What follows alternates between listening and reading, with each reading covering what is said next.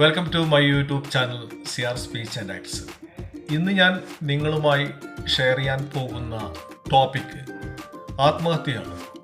നമുക്കറിയാം, ആത്മഹത്യ വളരെയധികം കൂടിക്കൊണ്ടിരിക്കുന്ന ഒരു കാലഘട്ടം കൂടിയാണിത്. നിസ്സാര കാര്യങ്ങൾക്ക് പോലും ആളുകൾ കയറെടുക്കുന്ന ഒരു സാഹചര്യമാണ് ഇപ്പോൾ ഉള്ളത്.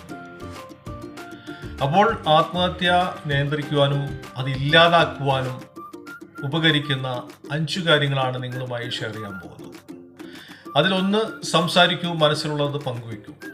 നമ്മുടെ മനസ്സിലുള്ള വേദന അല്ലെങ്കിൽ നിരാശ, ഇതെല്ലാം നാം ഒറ്റയ്ക്ക് സഹിക്കേണ്ടതില്ല.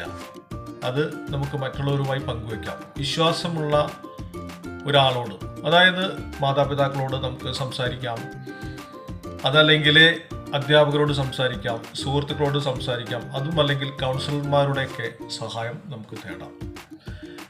2, ആത്മസംതൃപ്തിക്ക് സമയം കൊടുക്കും. അതായത് മനസ്സിനും ശരീരത്തിനും അവകാശമുള്ളതുപോലെ ശരിയായ ഉറക്കം, വ്യായാമം, നല്ല ഭക്ഷണം, ഇതെല്ലാം അനിവാര്യമാണ്. തലച്ചോറിലെ രാസവസ്തുക്കൾ ശരിയായി പ്രവർത്തിക്കുന്നതിന് ഇത് സഹായിക്കുന്നു. അടുത്തത്, ആലോചനം. എഴുതൂ, മനസ്സ് തുറക്കാൻ ഡയറി. നമ്മുടെ മനസ്സിലുള്ള വിഷമങ്ങൾ, ദുഃഖങ്ങൾ, നിരാശകൾ, ഇതെല്ലാം നമ്മൾ ഒരു ഡയറിയിൽ എഴുതി വയ്ക്കുകയാണെങ്കിൽ തീർച്ചയായും നമ്മുടെ മനസ്സിലെ ഭാരം നമുക്ക് ഒഴിഞ്ഞു കിട്ടും. അതുകൊണ്ട് ആത്മഹത്യ ചിന്ത നമുക്ക് നിയന്ത്രിക്കുവാൻ, അതില്ലാതാക്കുവാൻ സാധിക്കും. 4, പ്രൊഫഷണൽ സഹായം തേടൽ.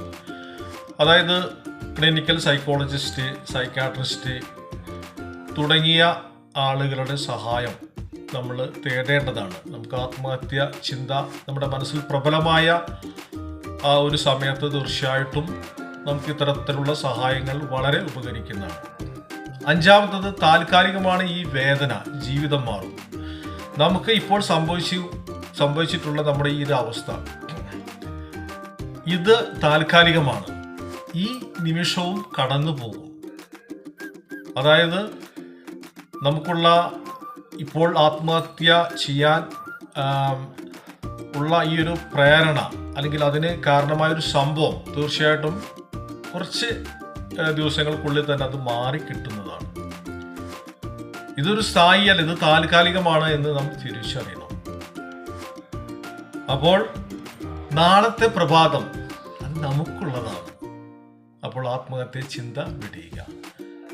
അപ്പോൾ ഇതുമായി ബന്ധപ്പെട്ട് 5 കാര്യങ്ങളാണ് നമ്മൾ മനസ്സിലാക്കേണ്ടത്.